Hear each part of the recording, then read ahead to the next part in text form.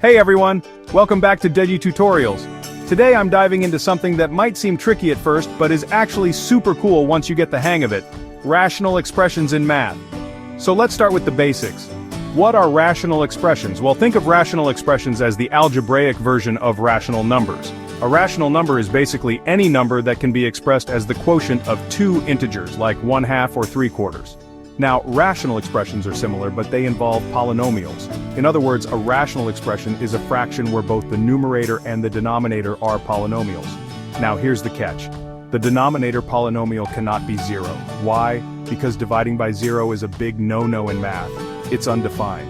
So whenever you're working with rational expressions, you've got to watch out for what we call non-permissible values. These are the values of the variable that would make the denominator 0.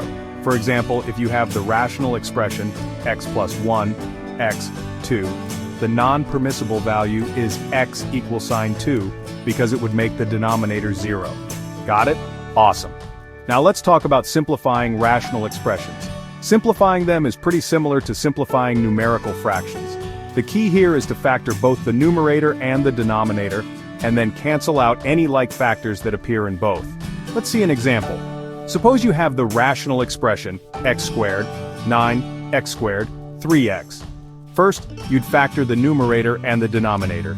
The numerator x squared, 9 factors into x plus 3, x3. The denominator x squared, 3x factors into xx, 3. Now you can cancel out the x3 terms that appear in both the numerator and the denominator. What you're left with is x plus 3 slash x. Just like that, you've simplified the rational expression. Remember, always state the non-permissible values even after you simplify. In our example, we canceled out x3, but x equals sign 3 is still a non-permissible value because it made the original denominator 0. So there you have it, folks. Rational expressions are nothing more than fractions with polynomials.